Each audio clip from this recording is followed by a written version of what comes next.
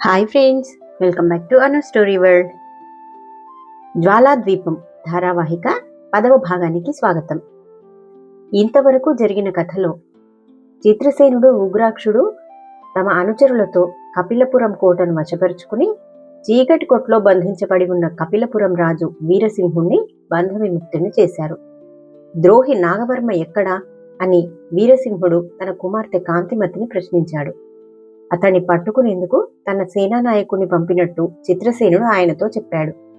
ఆ తర్వాత ఏం జరిగిందో ఇవాళటి కథలో చూద్దాం. చిత్రసేనుడి మాటలు వింటూనే వీరసింహుడు చాలా ఆశ్చర్యపడ్డాడు. అతడు ఉగ్రాక్షుడి కేసి ఓ మారు చూసి చిత్రసేనుడి కేసి తల తిప్పుతూ, ఈ ఉగ్రాక్షుడికి నీకు ఉన్న సంబంధం యజమాని సేవకుల మధ్య ఉండే సంబంధం లాంటిదని నేను వినలేదు. నాకు వచ్చిన వర్తమానం మరొకటి. అందువల్లనే నాగవర్మ ద్రోహం చేయనున్నాడని ముందుగా తెలిసి కూడా పొరుగురాజువైన నీ సహాయం కోరలేకపోయాను అన్నాడు. అవును మహారాజా, ఉగ్రాక్షుడు మాట్లాడే ధోరణి కొన్ని అపోహలకు కారణమైంది. మీ కుమార్తె కూడా అలాంటి అపోహకే గురైంది అన్నాడు చిత్రసేనుడు. అతడి మాటలకు కాంతిమతి చిరునవ్వు నవ్వింది. ఉగ్రాక్షుడిలో ఏమాత్రం చలనం లేదు. అతడు స్థాణువులా వీరసింహుడు కేసి చూస్తూ అలాగే ఉండిపోయాడు. వీరసింహుడు ఓ క్షణకాలం ఏదో ఆలోచిస్తున్నవాడిలా ఊరుకుని తర్వాత ఉగ్రాక్షుడితో, చిత్రసేనుడు చెప్పిన దాంట్లో అబద్ధం ఏమీ లేదు కదా ఉగ్రాక్ష అన్నాడు. చిత్రసేన మహారాజు చెప్పిందంతా నిజం. ఆయన వివాహమాడి ఎప్పుడు మహారాణిని తెచ్చుకుంటాడా అని నేను ఎదురుచూస్తూ ఉన్నాను అన్నాడు ఉగ్రాక్షుడు. వీరసింహుడు సిగ్గుతో తలవంచుకున్న తన కుమార్తెతో ఏదో అనబోయేంతలో ఇద్దరు సైనికులు అక్కడికి రొప్పుతో పరిగెత్తుకొచ్చి, మహారాజా, నాగవర్మ పెద్ద సైన్యంతో మన కోటను సమీపిస్తున్నాడు అని చెప్పారు. నాగవర్మ పేరు వింటూనే వీరసింహుడు ఉలిక్కిపడ్డాడు. చిత్రసేనుడికి కలిగిన ఆశ్చర్యం అంతా ఇంతా కాదు. అతడికి ఆ క్షణంలో అనేక అనుమానాలు కలిగాయి. నాగవర్మ ధవళగిరిని జయించి తిరిగి ఇక్కడికి వస్తున్నాడా? అలా కాక అక్కడ జరిగిన యుద్ధంలో ఓడిపోయి ఇక్కడికి పారిపోయి రావడం జరిగితే తను సైన్యాలతో పంపిన తన సేనానాయకుడు ఎక్కడ ఉన్నట్టు? ఏది ఏమైనా తను వెంటనే కోట రక్షణకు పూనుకోవడం అవసరం. ఉగ్రాక్ష, నువ్వు నీ సేవకులతో కోట ద్వారాలను కాపాడు.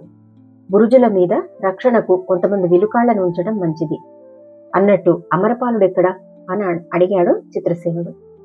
ఆయన స్వయంగా శత్రు సైన్యాల బలం ఏపాటో చూసేందుకు అడవిలోకి వెళ్ళాడు అని సైనికులు చెప్పారు. ఉగ్రాక్ష, ఇక నువ్వు నీ సేవకులతో కోట ద్వారాలను అని చిత్రసేనుడేదో చెప్పబోయేంతలో ఉగ్రాక్షుడు బిగ్గరగా నవ్వి, మహారాజా, ఇంకా కోటకు ద్వారాలు బురుజులు ఎక్కడున్నాయి? ఇప్పుడు కోటల్లో ఎక్కడ చూసినా ద్వారాలే. నా సేవకులు గుణపాలతో గోడలు అన్నిటికీ కన్నాలు వేశారు. కొన్ని చోట్ల గోడను పునాదులతో కూడా ఎత్తివేశారు. ఇక బురుజులంటారా, అవన్నీ రాళ్ళు రప్పలుగా కింద భూమి మీద చెల్లా చెదురై ఉన్నాయి. మనము కోటను వశపరుచుకునేందుకు చేసిన బీభత్సం మీరు గమనించినట్లేదు అన్నాడు. అలాగా అంటూ చిత్రసేనుడు ఆశ్చర్యపోయాడు. మనం చిక్కుల్లో పడ్డాం. శత్రువులు మనను అన్ని వైపుల నుంచి ఎదుర్కోవచ్చు. నాగవర్మ ఇంత త్వరగా ధవళగిరి వద్ద విజయం సంపాదించి ఇక్కడికి వస్తాడని నేను ఊహించలేదు అన్నాడు. అంతలో అమరపాలుడు అక్కడికి పరిగెత్తుకుని వస్తూ, ఆ ద్రోహి విజయుడ ఇక్కడికి రావడం లేదు మహారాజా, పారిపోయి వస్తున్నాడు. అతడి వెంట ఉన్న సైన్యం కూడా ఏమంత పెద్దది కాదు. ఆ సైన్యాన్ని వెన్నాడి వస్తూ దూరంగా కొండల్లో మరొక సైన్యం కనిపించింది. ఆ సైన్యం బహుశా మీ తండ్రి గారిది గాని లేక మీరు సహాయం పంపిన మన సేన గాని అయి ఉంటుంది అన్నాడు. అమరపాలుడి మాటలు వింటూనే ఉగ్రాక్షుడు భవనం ప్రతిధ్వనించేలా నవ్వాడు. చిత్రసేనుడికి ఎక్కడలేని ఆనందం కలిగింది. అతడు అమరపాలుడితో, అమరపాల, నువ్వు సైనికులందరినీ ఒక చోట చేర్చి నా కోసం వేచి ఉండు. ఆ ద్రోహిని కోట ముందు మైదానంలోనే సర్వనాశనం చేద్దాం అన్నాడు. నాకొక మంచి యోచన కలిగింది మహారాజా, మీరు అనుమతిస్తే చెప్తాను అన్నాడు ఉగ్రాక్షుడు. త్వరగా చెప్పు, ఏమిటది అని ప్రశ్నించాడు చిత్రసేనుడు. నాగవర్మను తన అనుచరులతో కోటలోకి అడుగు పెట్టనివ్వడం మంచిది. ఆ తర్వాత అతన్ని చుట్టుముట్టి ఒక్కగానొక్క శత్రువైనా పారిపోకుండా మట్టు పెట్టవచ్చు అన్నాడు ఉగ్రాక్షుడు ఎంతో ఉత్సాహంగా. ఇది మంచి ఉపాయమే మహారాజా. వెనక నుంచి తనను సైన్యాలు తరుముతున్నాయని ఆ ద్రోహికి తెలియంది కాదు. ఈ కోట తనకు రక్షణ ఇవ్వగలదని అతడు ఇక్కడికి పారిపోయి వస్తున్నాడు. ఇది మన అధీనంలో ఉందని అతడు గ్రహించినప్పుడు మనకు దొరకకుండా మరెటువైపుకైనా పారిపోవచ్చు అన్నాడు అమరపాలుడు. అదే నిజమే అంటూ చిత్రసేనుడు ఒక క్షణకాలం పాటు ఆలోచిస్తూ ఊరుకుని తర్వాత ఉగ్రాక్షుడి కేసి తిరిగి, ఒకసారి ఆ శత్రు సైనికుల్ని కోట ఆవరణలోనికి ప్రవేశించనిస్తే వాళ్లలో కొందరైనా రాజప్రాసాదంలోకి జొరబడే ప్రమాదం కలగవచ్చు కదా అని అన్నాడు. అలాంటి చిక్కు రాకుండా చూసే బాధ్యత నాది. మహారాజా, నా రాక్షస బంట్ల బలం మీకు శాంతం తెలియదు. ఆ నాగవర్మను ఎలాగైనా చేజిక్కించుకుని బలి పెడితే తప్ప లేకపోతే ఈ ప్రాంతాలకు శాంతి ఉండదు. వాడు మనకు దొరకకుండా పారిపోయాడో వాడు ఎప్పటికీ మనకు పక్కలో బల్యమే అన్నాడు ఉగ్రాక్షుడు. బాగా చెప్పావు ఉగ్రాక్ష అంటూ వీరసింహుడు అతన్ని మెచ్చుకుని చుట్టూ ఉన్న సైనికులతో, మీలో ఎవరైనా సరే ఆ ద్రోహి నాగవర్మను ప్రాణాలతో పట్టి నాకు అప్పచెప్తే అర్ధరాజ్యం ఇస్తాను. తల తెచ్చిన వాడికి తక్షణమే 1000 బంగారు కాసులు ఇస్తాను అన్నాడు ఉద్రేకంగా. అర్ధరాజ్యమా అంటూ రాజకుమారి కాంతిమతి ఆశ్చర్యపోయి తన తండ్రి కేసి చూసింది. అవును, అర్ధరాజ్యమే. ఆ ద్రోహి నన్ను అసమర్థుని చేసి ఇంతకాలంగా రాజ్యాన్ని అల్లకల్లోలం పరచడమే కాక నన్ను ఈ చీకటి కొట్లో బంధించి నానా హింసల పాలు చేశాడు అన్నాడు వీరసింహుడు. అయితే కోటలో పురుగు ఉన్నట్టు కూడా ఆ నాగవర్మకు తెలియకూడదు. సైనికులందరినీ వారి వారి స్థానాల్లో దాచి ఉంచి వాడు సైన్యంతో కోటలో ప్రవేశించగానే ఒక్కుమ్మడిగా మీదపడి అందర్నీ యమపురికి ప్రయాణం కట్టించాలి అన్నాడు చిత్రసేనుడు. అవును మహారాజా, ఆ పని నాకు అమరపాలుడికి వదలండి. మీరు, వీరసింహ మహారాజు గారు, రాజకుమారి భవనం మీద ఎక్కడైనా ఉండి మా ప్రతాపం తిలకించండి అంటూ ఉగ్రాక్షుడు తన సేవకుల కేసి తిరిగి, ఒరే బంట్లు ఎక్కడా అని హూంకరించాడు.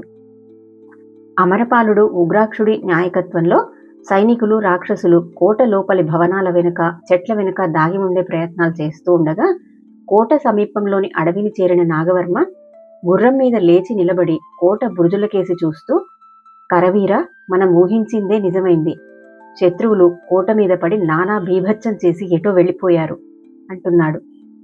ఆ కరవీరుడనేవాడు జ్వాలాదీపం నుంచి వచ్చిన పులిరాయుళ్ల నాయకుడు.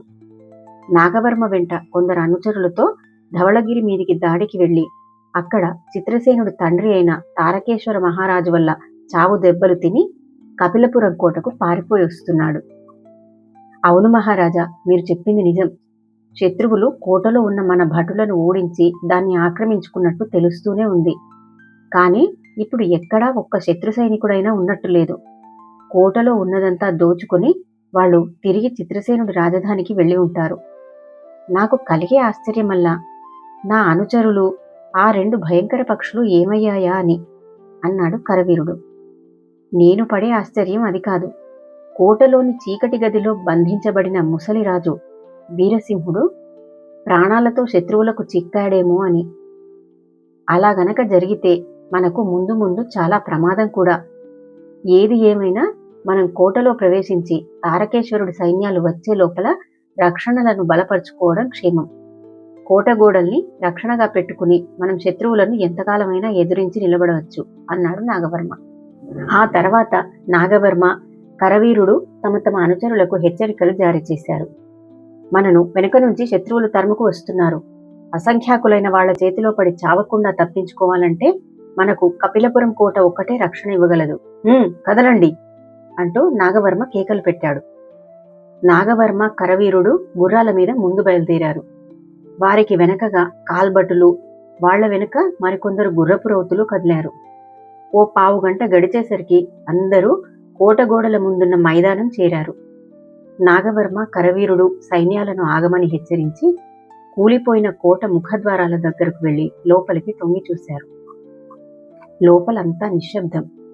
చీమ చిటుక్కుమన్నా వినబడేంత నిశ్శబ్దం. ఇందులో ఏమైనా మోసం లేదు కదా అన్నాడు నాగవర్మ కాస్త అనుమానంగా. మోసమే ఉంటుంది. కోటలో ఉన్న నగ నట్రా దోచుకుని శత్రువులు వాళ్ల దారిన వాళ్ళు వెళ్లారు. వాళ్లకు కావలసిన ముసలిరాజు వీరసింహుడు కూడా వాళ్లకు దొరికింటాడు అన్నాడు కరవీరుడు. మన సైనికుల్లో కొందరైనా యుద్ధంలో చచ్చి ఉంటారు కదా, కానీ ఒక్కటి శవం కూడా కనిపించడం లేదు. శవాలు కూడా ఎలా మాయమయ్యాయి? ఉగ్రాక్షుడు తన రాక్షస బంట్లను తేలేదు కదా అన్నాడు నాగవర్మ. నాగవర్మ ఇలా అనేసరికి పులిరాయుళ్ల నాయకుడు కరవీరుడికి గుండె బలం జారింది. వాడికి ఉగ్రాక్షుడి రాక్షసులంటే ఎక్కడలేని భయం. మహారాజా, ఎందుకైనా మంచిది ఒక పని చేద్దాం అన్నాడు వాడు. గుర్రాన్ని ముందుకు నడిపి రహస్యం చెప్పేవాడిలా నాగవర్మ కేసి మెడ వంచి, ఏమిటది అని అడిగాడు నాగవర్మ. కోట ఇంత నిర్జనంగా నిశ్శబ్దంగా ఉండడం నాకు ఆశ్చర్యమే కాక అనుమానం కూడా కలిగిస్తుంది. ఆ రాక్షసులు వాళ్ళ నాయకుడు మన కోసమే ఏదైనా మాట వేశారేమోనని నా భయం. అట్లని మనకు రక్షణ ఇచ్చే ఈ కోటను ఆక్రమించుకోకుండా వదిలిపోవడం ప్రమాదకరం. మనను వెన్నంటి వచ్చే తారకేశ్వరుడి సైన్యాలు మనను ఈ అడవిలో మృగాలను వేటాడినట్టు వేటాడగలవు. కనుక మనం కోటలో ముందు ప్రవేశించకుండా మన సైనికులను ముందు ప్రవేశపెట్టి ఏం జరుగుతుందో చూసి ప్రమాదం లేకపోతే వెనక్క మనం కోటలో జొరబడవచ్చు అన్నాడు కరవీరుడు. ఆ తర్వాత కథ ఏమైందో తర్వాత వీడియోలో చూద్దాం. ఇలాంటి మరిన్ని మంచి మంచి కథల కోసం నా ఛానల్ని సబ్స్క్రైబ్ చేసుకోండి. Thank you.